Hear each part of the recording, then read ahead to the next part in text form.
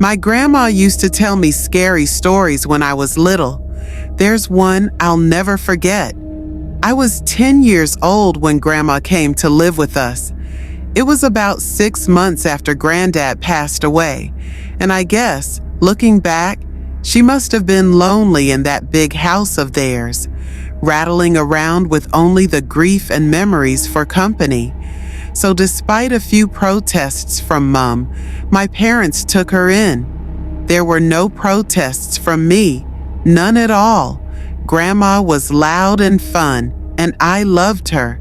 She had an almost limitless supply of boiled sweets, and she'd always slip me a couple whenever she saw me.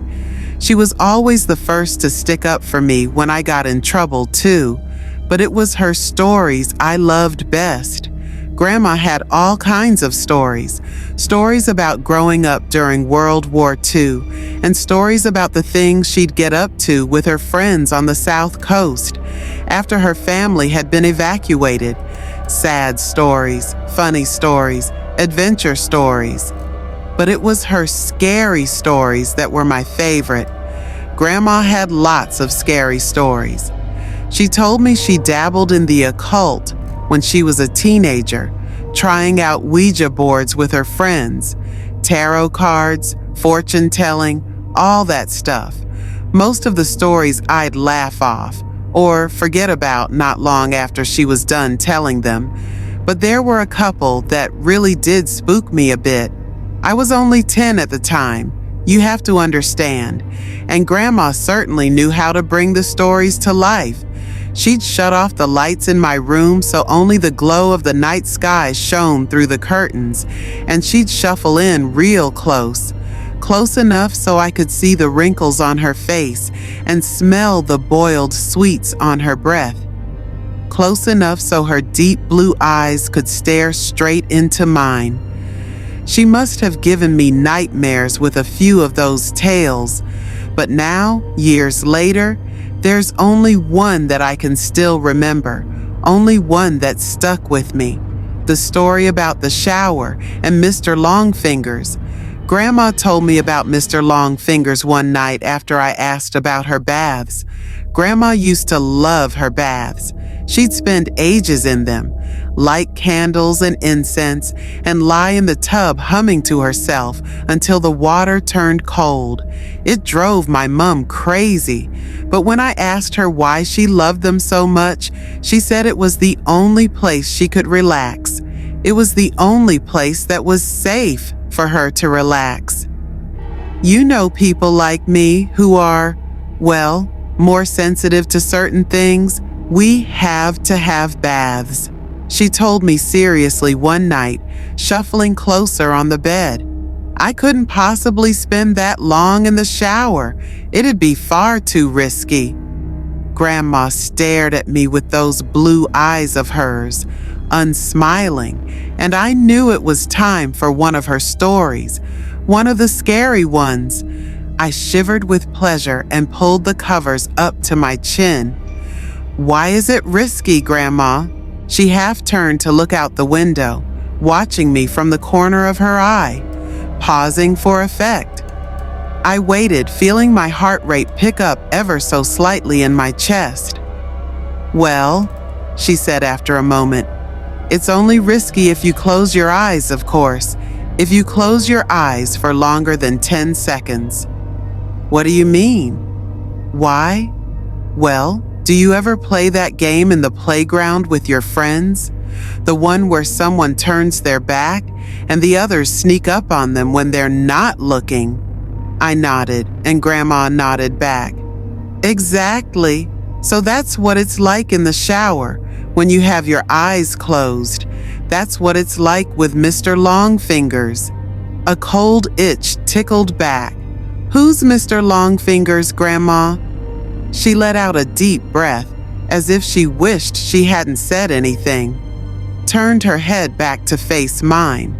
When she next spoke, she'd lowered her voice.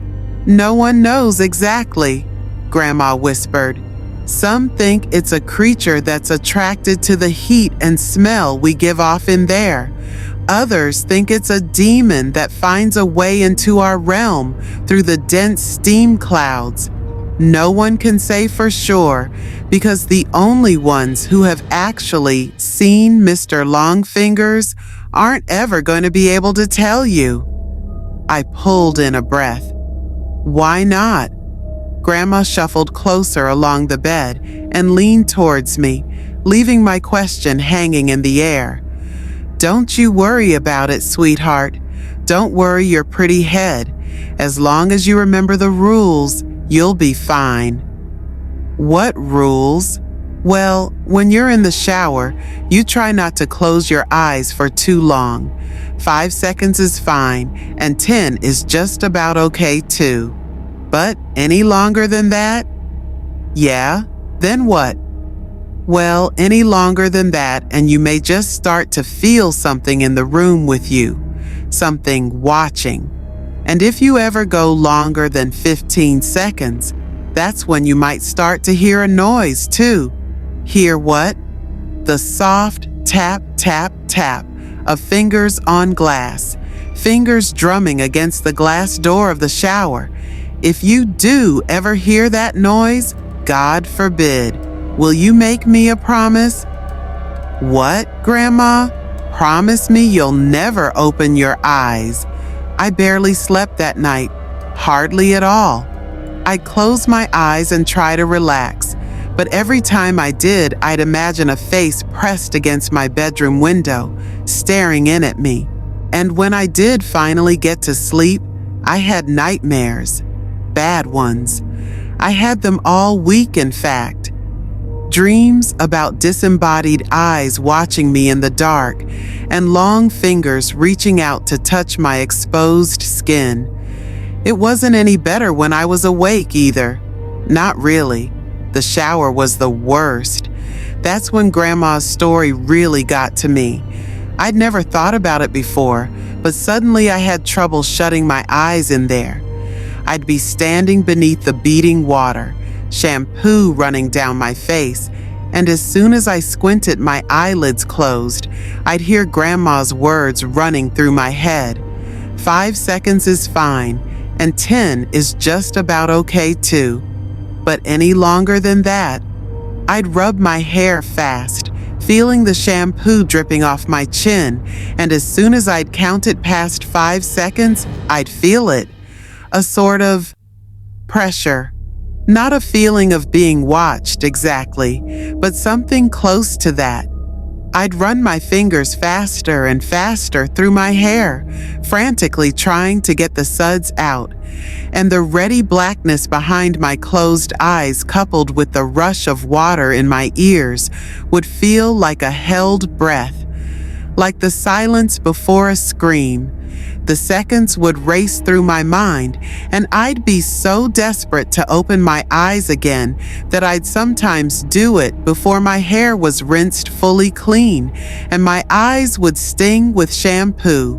But before I shut them again, I'd always be sure to peer out through the steamed glass door of the shower cubicle, just to make sure I was still alone.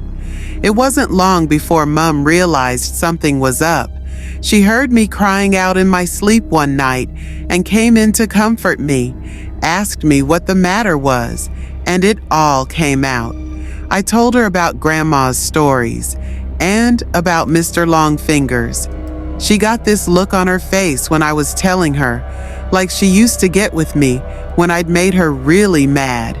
This wide-eyed, angry look. Only this time she wasn't angry with me. She was angry with Grandma. My parents' room was next to mine, and sometimes, if I pressed my ear against the wall, I could hear them talking in there. Soft whispers.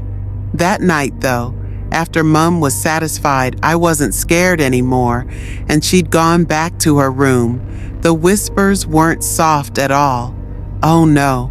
I heard Mom hissing to Dad about Grandma, about the story she'd told me. Mom's voice floated through the wall, sharp and crisp. You know what your fucking mother said to him now, don't you, Simon? Dad's response was an unintelligible mutter. She's told him there's a monster that'll get him if he shuts his eyes in the shower. A monster. The poor kid's been having nightmares about it all week. Seriously, Simon, you'd better say something to her tomorrow morning, first thing, or I will. Grandma came to visit me in my room the following night.